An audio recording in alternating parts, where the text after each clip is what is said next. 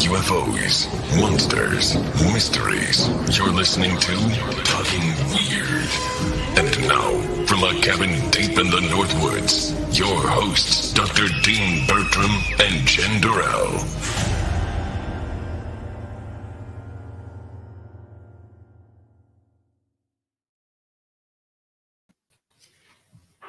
Well, hey there, baby.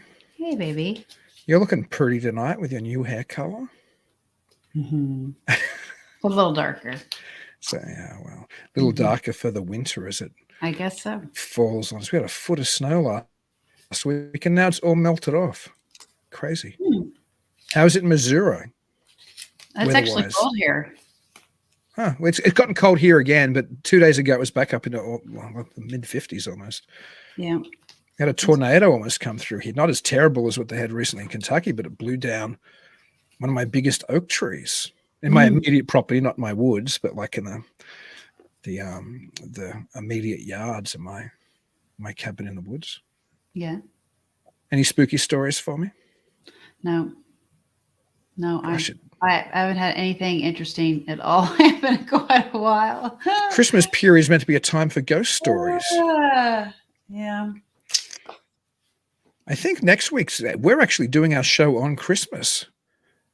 Heidi Erickson is meant to be coming on. I don't know if when I booked her, I told her that it was going to be actually Christmas night, though. So she'll either come on and regale us with Christmas-type ghost stories, I imagine, as only Heidi can, or it'll be you and me talking about Christmas-type ghost stories. Either way, if anybody next weekend wants to listen on Christmas night, after you've got that tryptophan high from the turkey and you're loaded up on the eggnog, might be a fun time to join us for the very special Christmas episode of Talking Weird.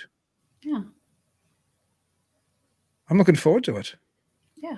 Plus, you and I aren't together for Christmas, so it's a way that we get to spend some time on Christmas together. So. Yeah, that's true. So that'll be nice.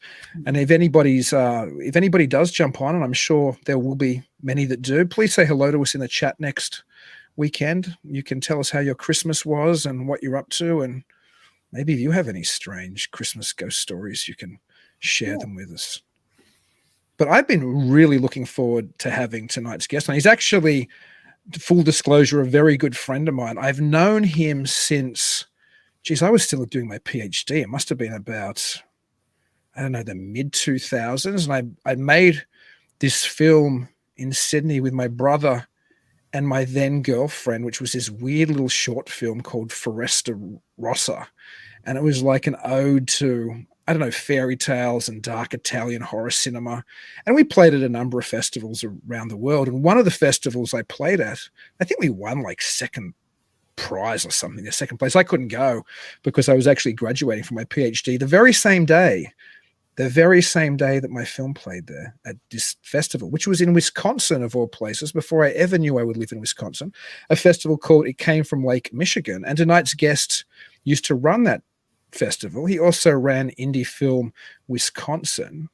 He's one of the more colorful characters that I've ever known in my life, and a very dear friend. He was in the U.S. Army. He was a Wiccan for a period, festival director, indie filmmaker, raconteur. He writes on things from H.P. Lovecraft style fiction through the mafia to his most recent book, which is called Dark River, The Bloody Reign of the Ohio River Pirates, which is absolutely fascinating. And his next book coming up, I think, is on UFO cults. So I'm absolutely over the moon to welcome to the show my very good friend, Wayne Clingman.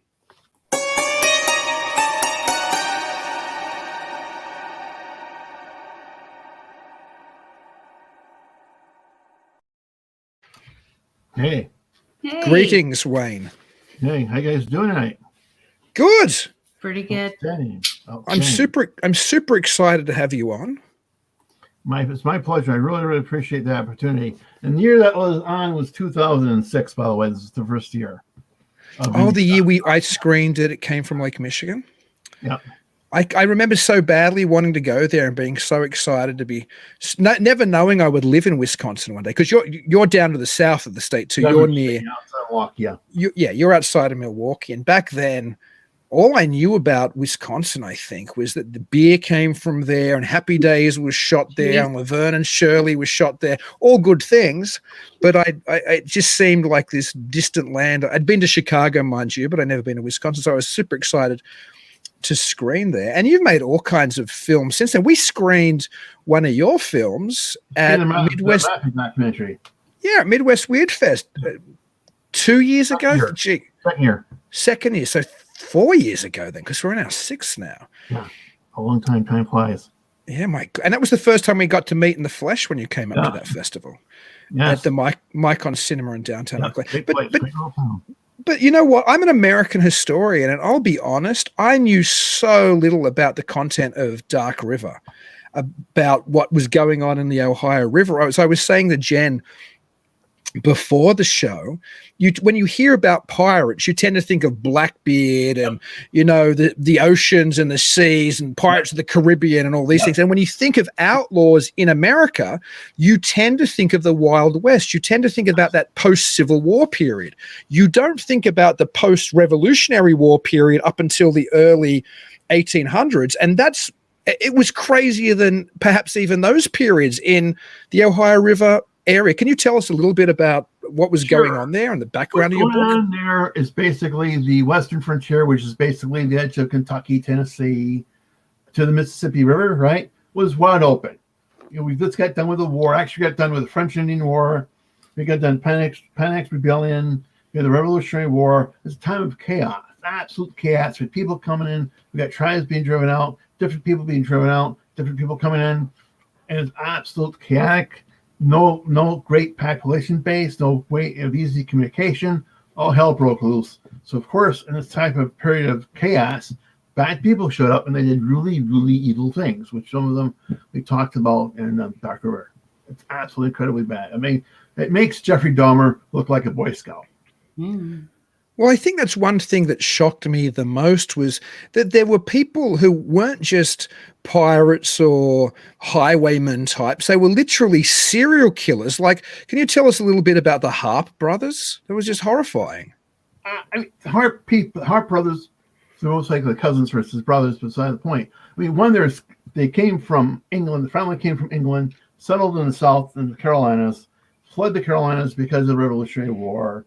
Right. Then decided to become really stupid people and kill people. They killed men, women, children. They owned kids. The story is that one of them was upset that his little baby girl was crying a lot, so he picked her up and dashed her brains out. This is something that they spoke casually of. They would kill people for fun. I mean, some people call it shooting for fun. Some people have a garden for fun. They kill people. Gosh. And sometimes they kill them slowly. Sometimes they come up with new, unique ways to kill them. I mean, they're sick people. They were so sick. Your book talks about how even the other pirates or outlaws in the area wouldn't put up with them. Well, I mean, there can be, as much as I find that when you're being a criminal, right, you have to have some people trust you. You can't be such a criminal. Those were the downfalls, that nobody would trust them. Were they going to be nice to them? Would they keep their word? Or would we simply find a reason to kill them? What was going to happen to you? So you stayed away. Once the award money got good, well, then everybody was after him. Because why not make a couple of bucks? And there's all kinds of weird narrative twists and turns in the story. So we talked a little bit about the Harp brothers, who, ironically, they'd fought on the side of the British in the War of Independence, right? Samuel Mason, one of the other most famous pirates, was actually an officer in the American Revolutionary Army, right? It's my understanding. And to think that these people got along, well, they along only so they could victimize other people. Just like with the ocean pirates, right? They gathered forces that because they liked each other necessarily, but they were better and stronger, more efficient when they grouped together. Like Charles Avery. He went to, the Red Sea, he took over that Mongol ship. He took other pirates with him, not because he liked them, but because together they're stronger. They will get a bigger prize. Same thing with these pirates. You get one or two people can do a lot, but you get 10 or 15 together, the Ohio River is yours. Mississippi River is yours. You can do what you want. Who's going to stop you? No. And they had like a hole in the wall equivalent. We always hear of the hole in the wall in the Wild West and these places where outlaws could gather. They had a place called Cave in Rock. Yes, it was a tourist attraction. You can see it. Right. I need to go down there when I start. I hope to go to the rendezvous events to sell my book, right?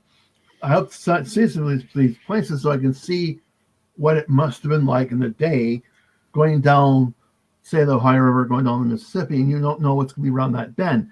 And you had nothing to protect you if something bad was around that bend. Because you didn't have motors, you didn't have a sail. It was you. Maybe you had a rifle. Maybe you had a couple men with you. Maybe they had rifles. Maybe all you had was a knife. It's scary, horrifying times. What brought that piracy to an end? Because obviously it was gotten rid of at some stage. A couple of things. One, a lot more people showed up the area.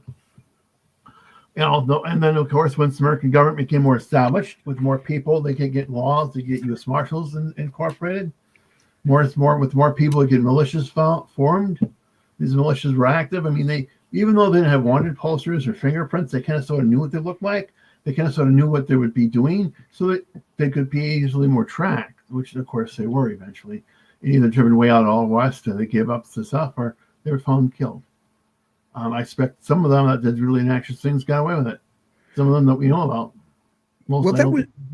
That was another fascinating thing was there were the people who were known to be outlaws, like the people we've already mentioned. So obviously people like Samuel Mason and the Hart brothers, or cousins, as you corrected me that they probably were. But there were people like John Ford and the Potts family who run the Potts Inn, who were essentially respectable members of the community. They were justices of the peace or sheriffs, or they ran thriving businesses, or they operated the ferry, but they were kind of in cahoots with the outlaws as well, and killing people and getting their cut. Of course. I mean, if you're running the ferry, right, you know that Joe Blow is showing up here with a bunch of cattle, right? And you know the parts, you get word to them and make some money. Right? Or maybe you find the freed slave, and you say, well, he's not really a freed slave. I can sell him again if I want to. I mean, the acts of the death of human criminality, of human evilness, this never ceases to amaze me. It's just a fascinating period in American history. I'd encourage anybody to read the book because, like I said, I'm an American historian. I have a PhD in American history, and I knew almost nothing about this period and this space in American history. It's just not something that is well known. If I can go a shout out to the historical libraries, both in the state of Wisconsin and the state of Kentucky, gathered another way to gather histories that people wrote at the time. You know, I think that's really outstanding that they gathered this information, that they treasure this information, they preserve these histories, so people like you and I and Jen and other people, say 20 years from now, can access this information to learn for themselves.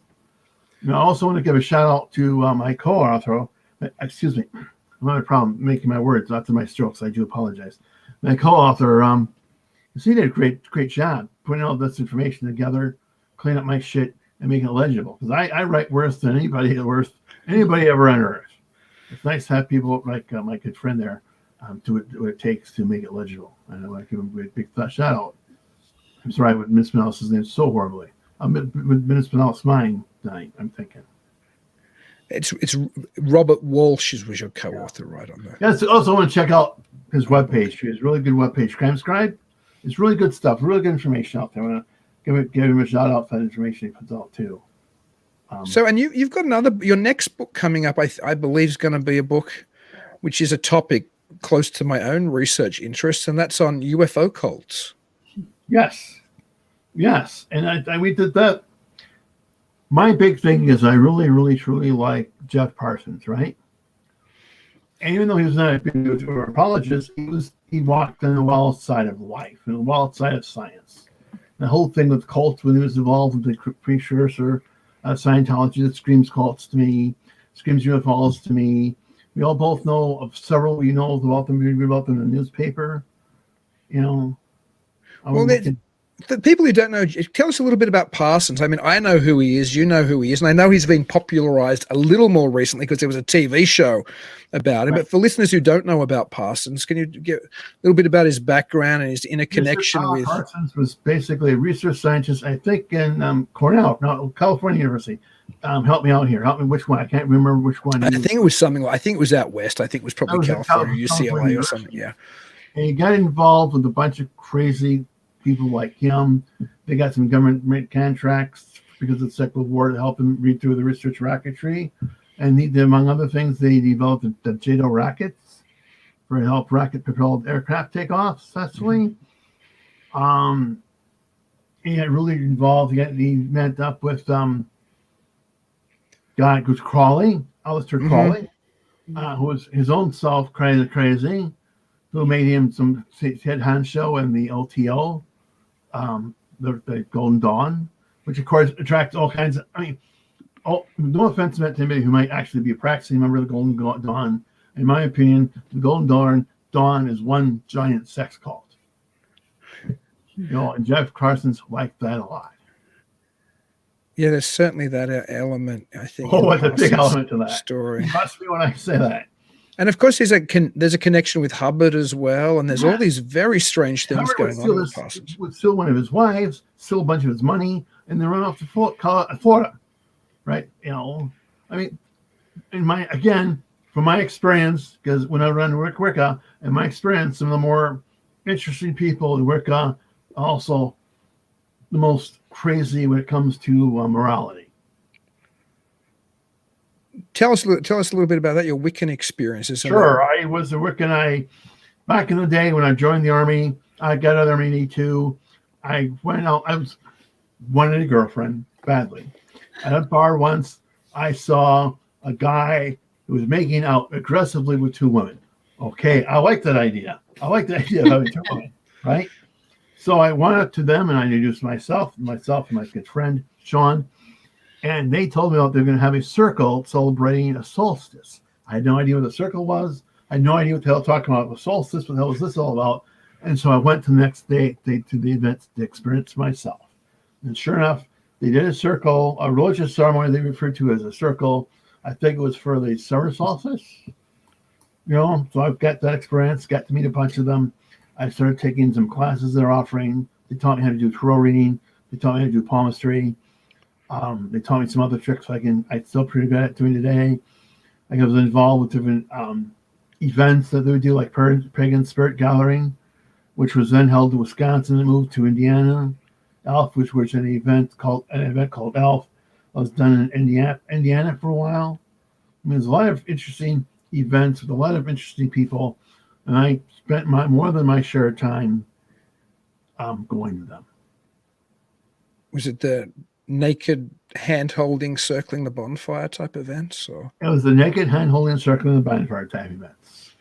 I've heard of things like that in rural Wisconsin. I've known people here who've told me they've been to or are conscious of those events happening in farms and barns, and this part of the world has more of that going on than I think most people would think.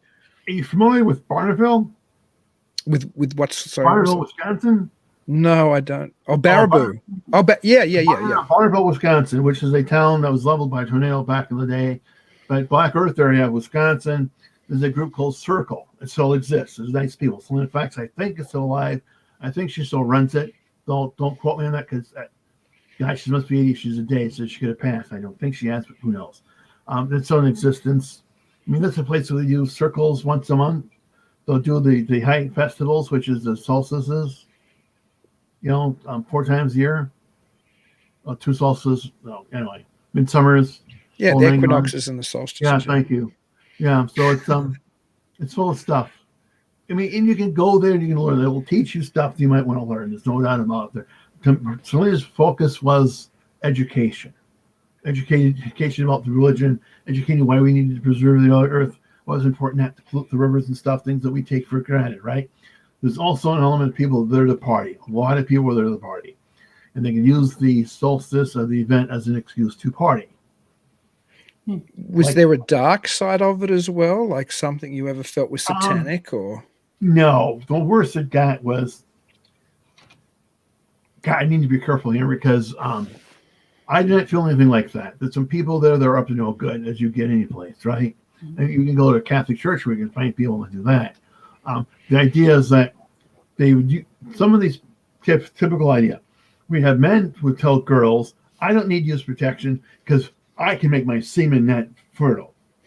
That doesn't work out too well, does it? Right? Right. Yet they get this girl convinced. Or the guy will sit there and say, I know, the guy wants us to have sex because the guy has told me in a previous life we were Egyptian, princesses. So there were predators who would just use that belief system as it's just like any religion. Any other religion, be it Catholics, Lutheran, Christian Scientists, Mormons. They use religion as an excuse. What's important when you go to anything that you are aware of what's going on around you.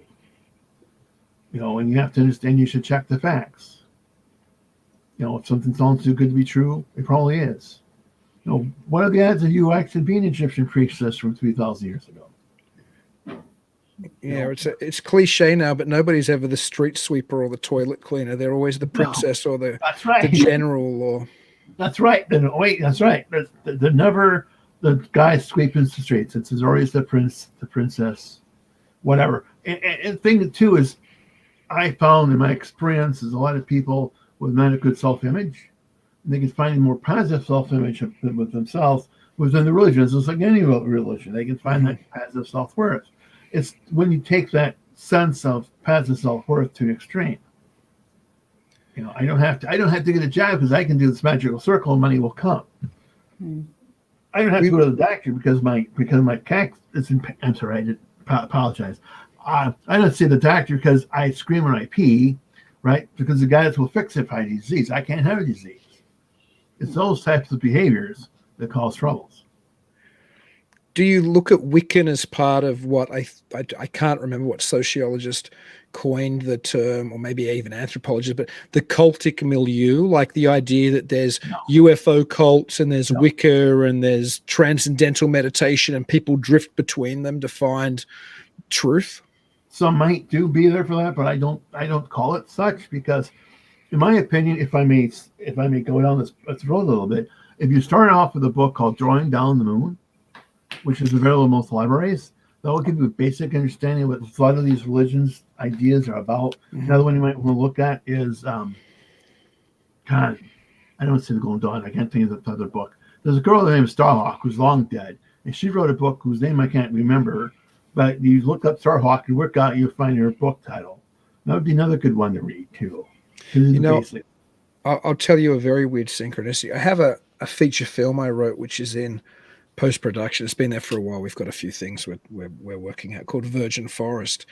And I wrote the drawing down of the moon ritual as the finale of that film without ever knowing about the ritual. And after I wrote it and I was reading, I think it was in Spencer's Encyclopedia of the Occult, I was like, I wrote that ritual in that screenplay, and I'd never been subjected to it. So there was some very weird, I don't want to say channeling, because I certainly wasn't conscious I was channeling something, but I picked up on some larger archetypal idea when I wrote that screenplay, Virgin Forest. So very strange. I do remember Wicker Man. What a great film. The first one, I've never seen the Nicolas Cage one, the Edward Woodward vehicle. They didn't, I think they might have read The Golden Ball. They might have read The Golden Ball before. I had that on my bookshelf right there. I'm looking at it right now. James Fraser's book. Right, before they wrote the screenplay, but they may not have. I mean, they just picked and gathered different pieces of information and they put it together. Same thing with many people would say that Wicca's doing the same thing when you take different ideas from different religions and put them all together. Like a synchron. What do you call? There's a term for it, but I mean, I think that there's. Back to UFO cults and to wind this into what we're talking about now, I think there's a lot of those new age ideas permeating, and some of them are old age ideas which get transformed into what we think of as the new age. And Wiccan, I think, would be an example of that, modernizing something which was older. There's a lot of similar ideas in UFO cults, to be honest. I mean, at least in my limited experiences, although I have a fairly broad academic knowledge, but I've only studied firsthand on the ground with a couple of UFO cults. But I certainly know, for example, I've never had anything to do with Iranians, not because I didn't want to, just I never had time to study them when I was doing my PhD in person. But there's a lot of the free love type stuff that you were talking about, perhaps in Wiccan, extending into the Raelian organization as well. We go back in time with Wicca for a moment. We go back to Gardner, who came out in the 40s in England, 1940s in England, right? I mean, everything was there. It was very, very, very set piece. Things had to go certain ways. They had to be 13 people, X number of men, X number of women. You had to have a high priest, had a high priestess. You had to be naked. And people thought the whole thing with being naked was Garden's idea because he liked to look at naked young women. But things change. I mean, it's hard to find 13 people go naked in the middle of the snow in winter. It's a lot easier to come up with the reason, well, we don't have to do it this way. We can do it this way because now we don't have to be naked. We can be cold. We don't have to be underneath the full moon. We can do it we can do it upstairs in the attic. It can be warm, maybe comfy. And look, there's the bed we can all use. Yeah. But it is what it is. And the thing about UFO cults is the same thing. I mean, a lot of them are harmless, meaning no harm to anyone. You might be a little bit eccentric, but there's no harm in that. God, I'm eccentric, as we all know by now, right? But some of these people, as we know, to coin a phrase, it's like the Ohio River Pirates are batshit crazy. Well, Heaven's Gate obviously comes to mind. Yes. What gets someone to do that? Normal, everyday people don't do that. No, it's interesting though, because Heaven's Gate, it became Heaven's Gate. It was earlier other things, and it gradually transitioned to what it was. But there were people in the earlier days who were part of that cultic milieu, who cycled into Heaven's Gate or out of Heaven's Gate. By the end, there was believers who had set their future perhaps, or they were so involved in the belief system that was being taught to them by Marshall Applegate or whatever his name was, that they were so invested in that belief system that there was no way out of it almost for them. So I think there are groups where people go, and Jonestown would be another. Yes. A similar example to the fact that there's death at the end of it, perhaps a different process got people there. But I think there are organizations or cults or new age religious movements or whatever we want to call them, where when you were on that path, eventually if you stay on it, it has a terrible ending. But there are other organizations. I'll give you an example of a UFO cult I spent a little bit of time with when I was doing my PhD research, and that was the Unarius Academy of Science. Now, I don't believe in any of their philosophies, but I'll tell you this, they seemed as harmless as an amateur musical society, which I had some experience with because I dated a girl from an amateur musical society when I was in my late teens, early 20s, and it felt exactly the same. People coming together to sing songs and to do cleanup, at the church, or it just felt like it was just this community of people who shared this nutty passion, and there was never going to culminate in a murder-suicide. But that might be because those people were still living out in the real world and having their own lives and just coming together once a week to participate, rather than a closed group like Heaven's Gate where they're all living in a compound, or Jonestown when they're all living in the middle of nowhere together. So I think there can be both a philosophy or a belief which can be dangerous, but then I think it becomes particularly dangerous if there's a physical reality where there almost seems like there's no way out of it for the believer.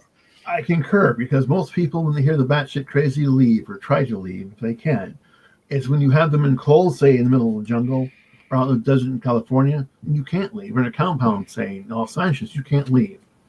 And you get that told you time and time and time over and over and over, you start to believe. You don't think you have a choice. It can get really scary. Yeah, there's a strange thing too, called cognitive dissonance, which is often when, and it happens all the time. We won't get political, but we see it in today's world all the time. It's when you believe something and then the facts collide with your belief. You would think people would discard the belief, but what often happens is people double down on the belief system. So there's a book called When Prophecy Fails. I think it was written in the 1950s by a group of sociologists, basically kind of infiltrated this UFO group, I think in Southern California. And I forget the contactee's real name, the leader of the cult, but the name they used was Marion Keech, was the name that they invented to use for her. But she had made all kinds of prophecies that the space people had told her a flood was coming and the ETs were going to evacuate them. And what the sociologists found who were investigating or had infiltrated this group was that when a prophecy failed, instead of people jumping ship like you would expect and going, you lied to me, no UFO people came, the core believers just doubled down on their beliefs. They came together and became closer knit and were more dedicated to their belief system than less so.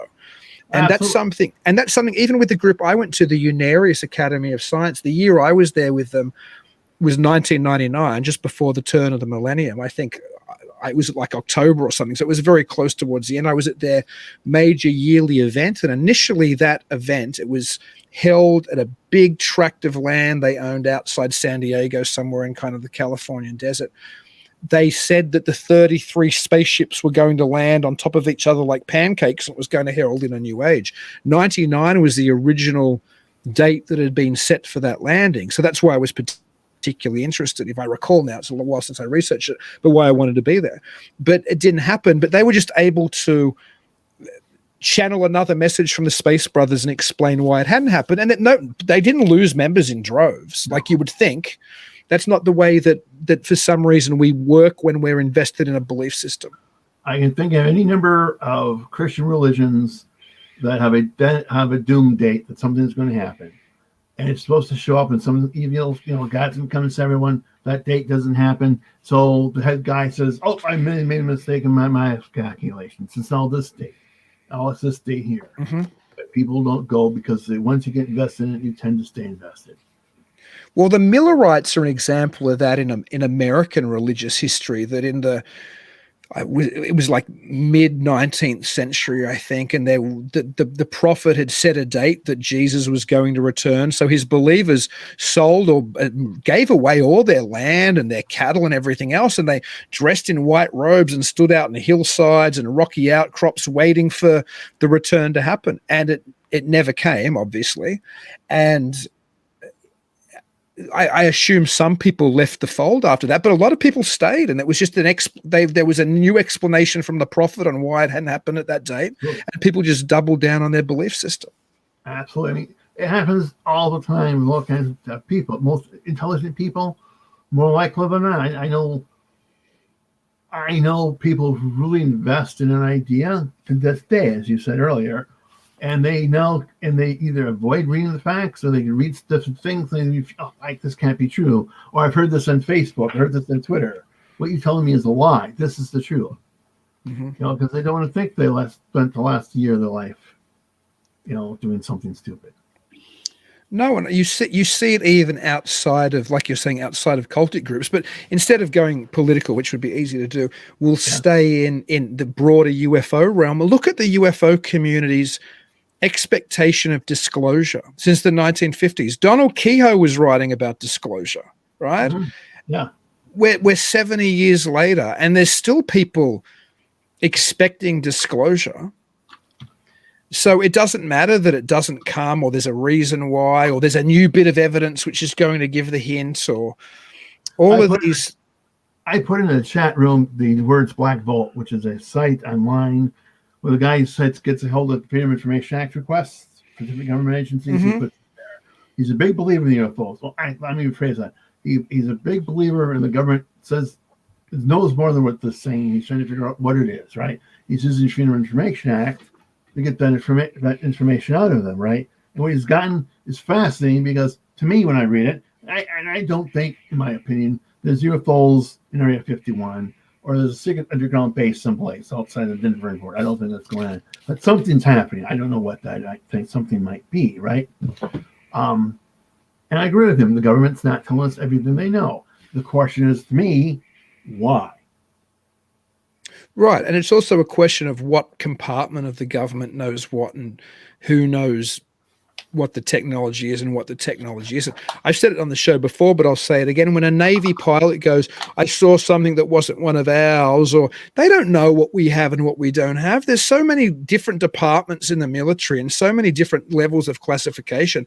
A current top shelf Navy pilot has no idea what they're testing in Groom Lake, no idea, and for very good reason, because these things have to be compartmentalized and kept secret for various reasons. So when somebody presents a video of exceptional technology and they roll out military people who go, well, it's not ours, that military person might have zero idea whether it's ours or not, because they have nothing to do with the secret testing program that was flying the device. That's the reality.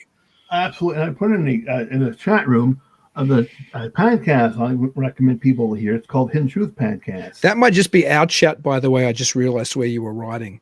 That might just be between you, Jen, and I, so the rest of the world mightn't see that. But we can say it. So you said people should check out the Hidden Truth podcast. Because he's talked to a very interesting scientist who goes into detail what he thinks these the new ones that people are seeing are. And it's fascinating because the science, I know this is way beyond my understanding, but it makes it fun to listen to. It makes it interesting to want to look into it some more.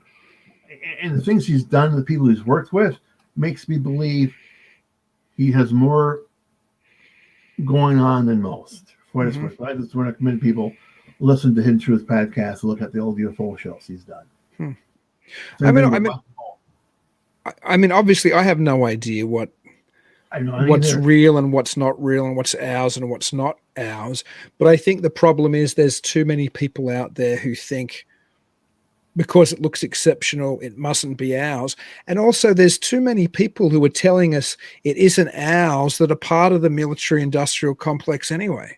Like if you look at the history of UFO disclosure or people coming forward with UFO secrets, so many of them were neck deep either previously or still currently in military intelligence circles. Even if you look at Kehoe, he's an ex-Marine. Most of the NICAP board, the first serious civilian organization, it was loaded with people from the CIA and the Navy, all the way up to belongs to the Stars Academy, where you've got all these ex-brass or current brass people in various intelligence services and military agencies.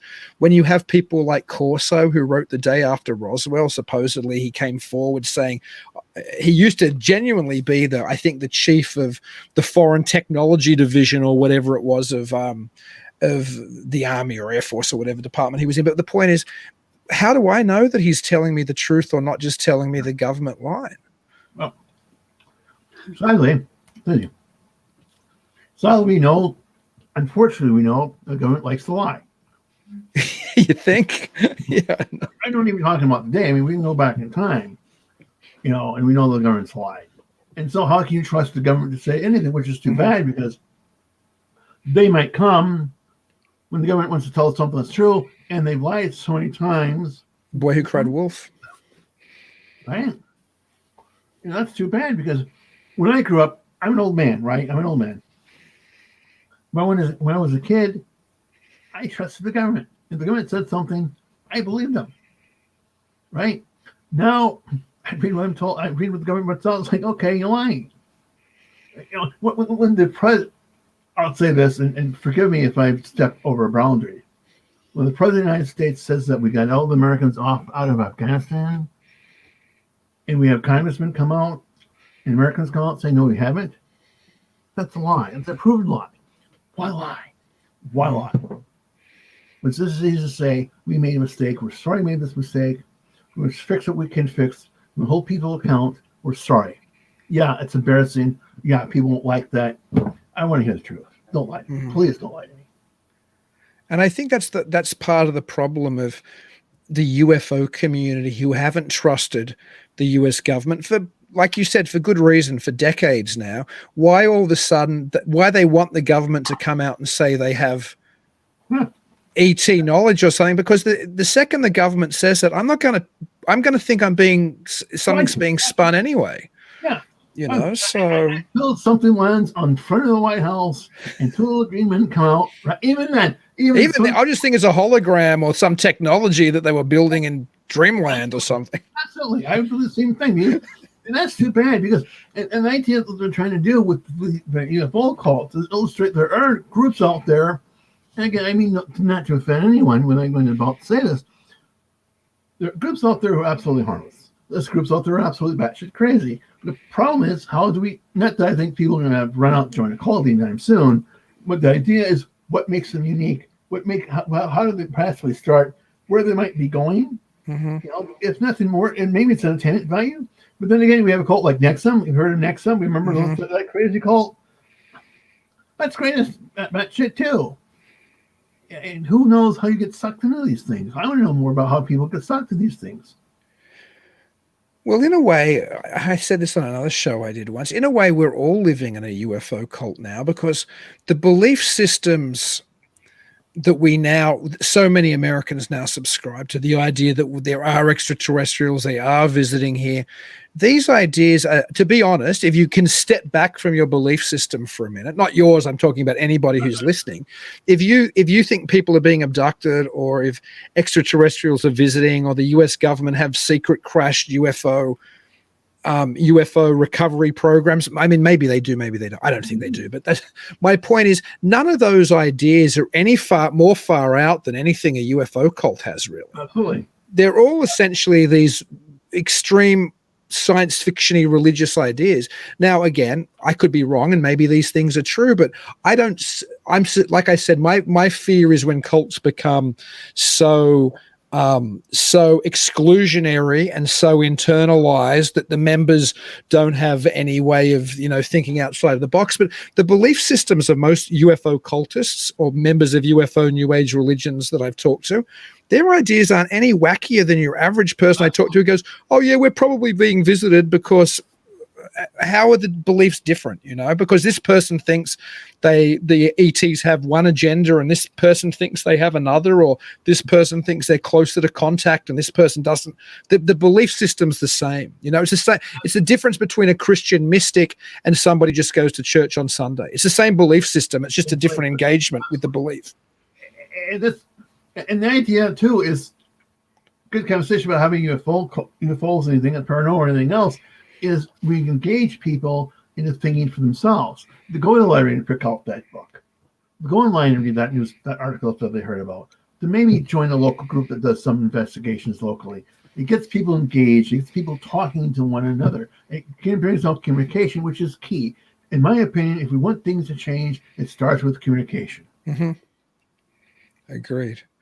Now, speaking of communication, I've been hogging this conversation as I almost always have. Jen doesn't know about your haunted house stories. Tell Jen what happened in your house and ask some of her perspectives as somebody who is a sensitive or a paranormal investigator. In my kitchen, which you can't see, we have a cupboard like the one behind me that you can see. It was full of my wife's kitchen utensils and the like. Probably weighs 500, 700 pounds. One night it picked itself up off the floor and flung itself in the middle of my wife's kitchen. How much does it weigh? Well, it weighed about, at the time, 700 pounds. Oh, We brought it in and took myself and both my son-in-laws to carry it. It picked itself off the floor a good, say, 6 to 8 inches, and it flung itself into the middle of the kitchen floor, which has been about 10 feet. That's crazy. We add to this is that we have maps that would show that my home here was built in 1905, was built on the site of Indian mounds. Well, there you go. When the city was built out this far, and they ran into all the Indian mounds, right, which was under agreement with the U.S. government be protected, they bulldozed them so they can have the land to build on. Yep. Yeah. That makes total sense. Yeah. So, thankfully, that's the only weird. Oh, here we go. And something else I told Dean about. He's not teasing me about it too much. We see little guys, say about this big. They walk out of a wall, go across the living room floor, the kitchen floor, and they walk into the room. Boom, into the wall. Boom. They're here. They go. Here they go. My cat chased them a couple of times. I wonder if that's some type of elemental. I don't know. It's it used to freak us out. Oh, here you go. Yeah. Well, my daughter was now, 27 with her own kids, was in her room back in the day. Above her was a little mobile with stuffed animals hanging from it. Mm-hmm. Her friends quit coming over to stay overnight with her to play, with kids and stuff, right? Because too many times they would see things on the mobile, making the mobile go around. And one night, my daughter, about 13, 14, came into my wife's bedroom and still went to sleep in her bedroom for that night because somebody had kept waking her up and wanting to play. Ooh. So that's life in Chateau Clingman, as we used to call it. Yeah. Yeah. Have you guys done research on the house besides? Yeah, we know the people who bought it. Yeah. We have the plat maps that showed the Indian Mountains. That's about it. We looked at who these people were that may own the house before we did. Mm-hmm. Typical everyday people, nothing really spectacular about all of them or any of them per se. Yeah. Now, locally, since we've lived here, within 10 feet of where I'm sitting, we had a guy butcher his friend. We've had several murders within 50 feet of where I'm sitting. Well, this is a high crime area. Very high crime. And he seems to have nothing else to do in Jones Street. You shot someone. Have you tried to interact with him? No. No. The most I would do is get a spirit jar so I could catch it, but I'd rather not try even that. Yeah. For my time of doing palm readings and spiritual tarot readings, I'll learn that. No offense meant again. I'll never, ever, ever, ever, ever touch a Ouija board again. Period. They're too scary for me. Yeah. I've seen too many weird things happen because of that. Yeah, I've never used a Ouija board. There's just too many things that seem to come along with it. But then again, when paranormal investigators or just anybody with an EVP or any of those other equipments, we're still opening some type of portal anyways. But well, I'm happy with my cards, but I'm pretty good at tarot cards, but I've never found out anything. I do readings on my table all the time, and nothing's ever come up.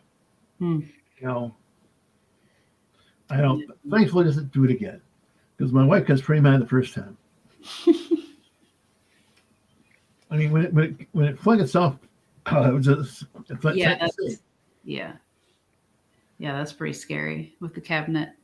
What's your prognosis, Jen? Do you have an idea what would have done that? What would have done that? Yeah.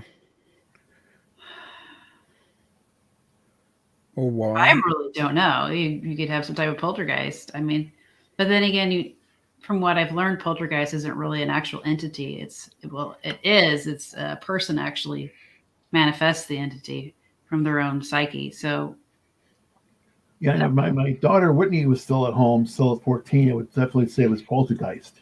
Yeah. But one, she doesn't live here anymore. And no, we don't have a 14-year-old girl living here anywhere near us to my knowledge. Yeah. So I don't think it's poltergeist, but God only knows what it could have been. Yeah.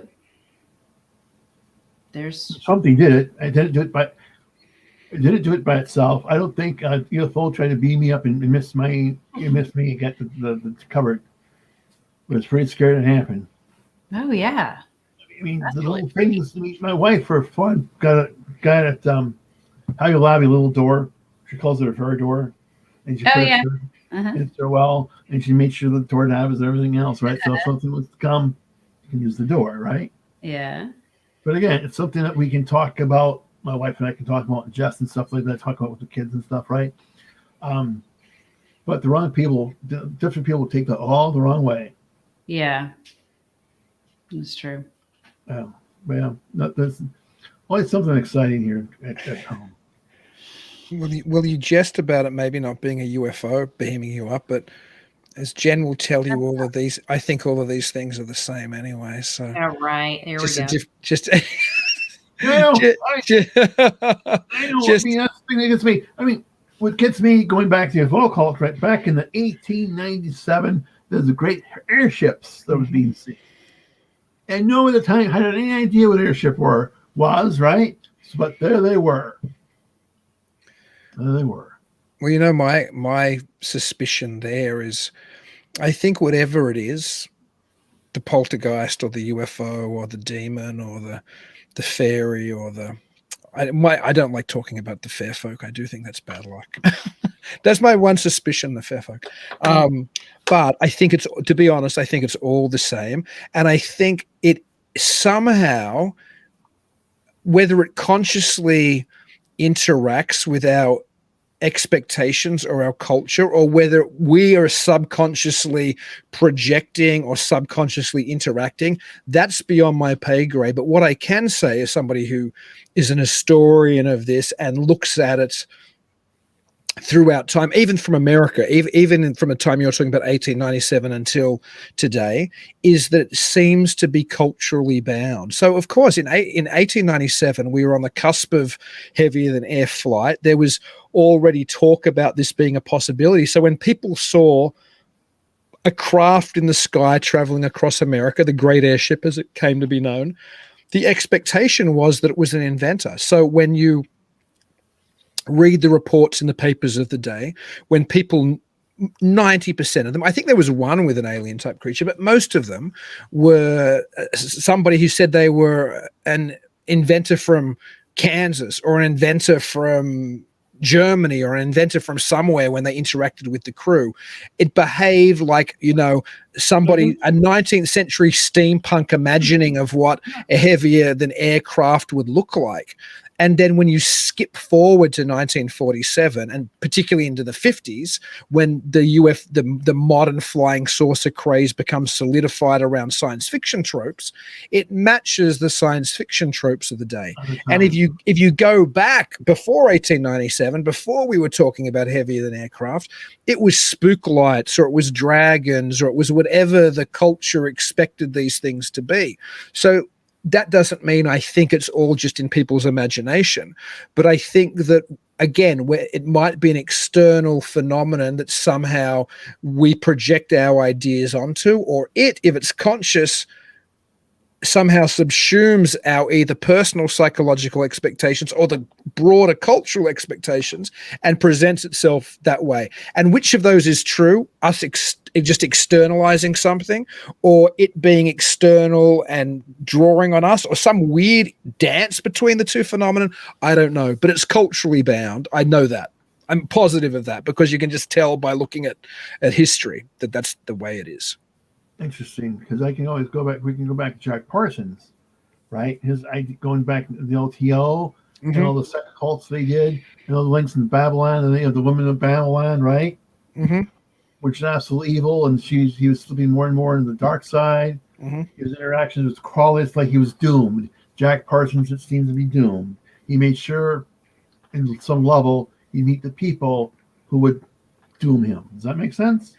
I think some of this, there's a self-fulfilling prophecy aspect. I'll tell you very quickly, and I shouldn't babble, I've been babbling too much, my own OTO story. When I visited the US many years ago, I met some people on Halloween when I was on Halloween in Atlanta in my early 20s. And I ended up going and staying with them in their house for, I don't know, well over a month when I was traveling across. Like I was like a beatnik kid in my early 20s. And I'd already met the guy, but he'd moved out, so they let me move into his room.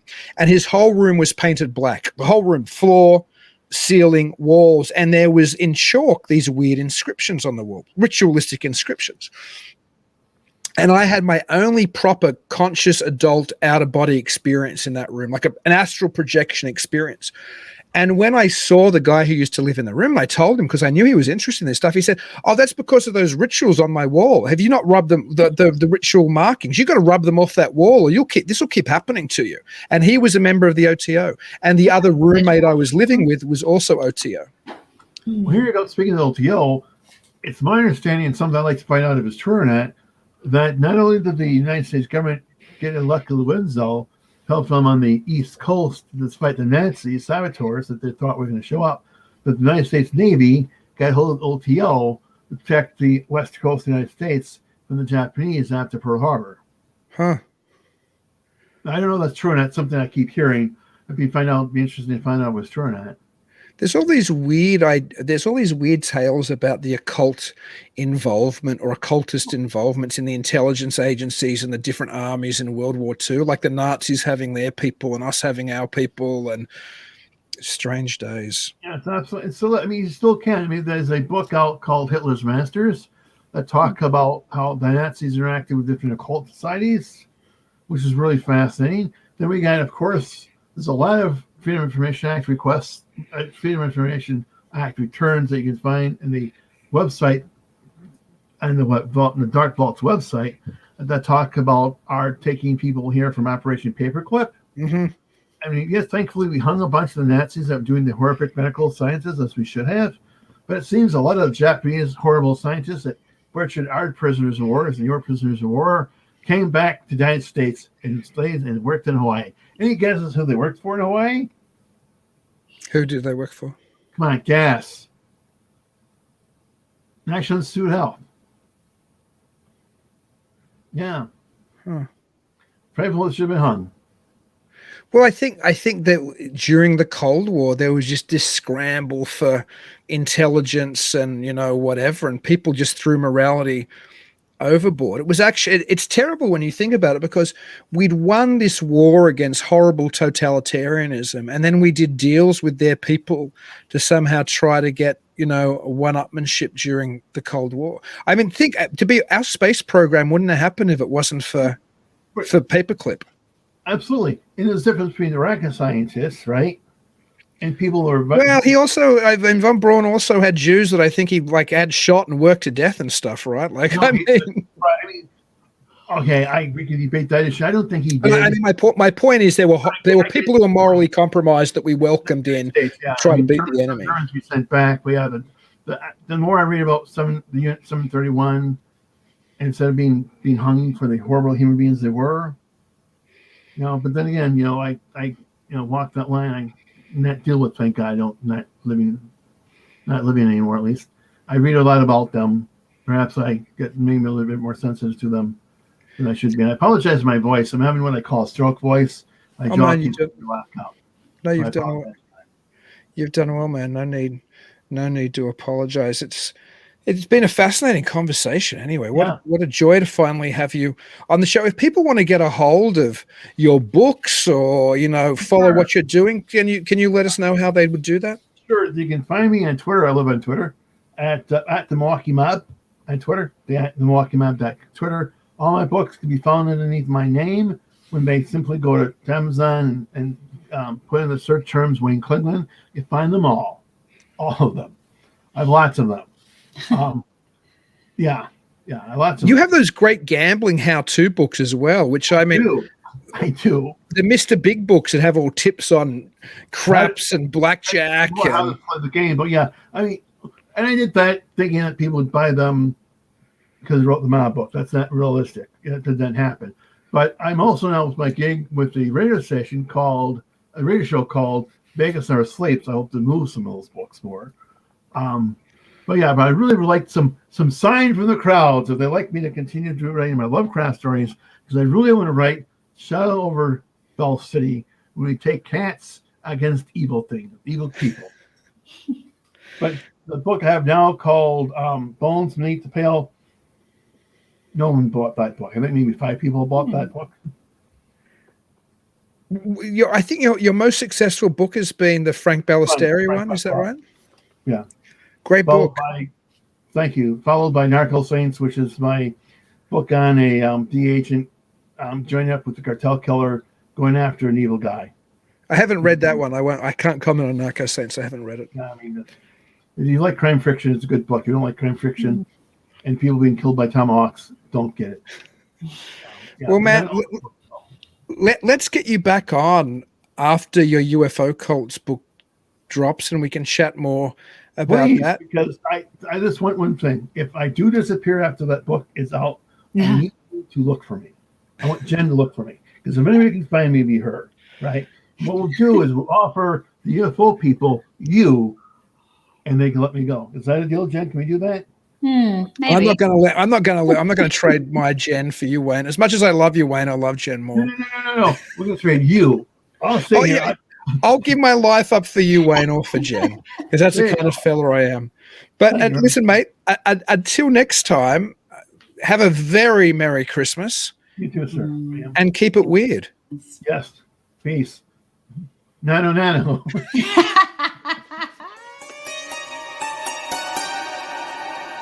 Thank you for joining us tonight. If you're interested in checking out more episodes, you can find us at talkingweird.com. If you haven't already, please like the show on Facebook, Twitter, and Instagram at Talking Weird Podcast. Make sure you never miss an episode by subscribing to Talking Weird. We're available on most podcast platforms and YouTube. And if you do enjoy the show, please leave us a review. Dean and I would really appreciate it. Until then, stay safe and keep it weird.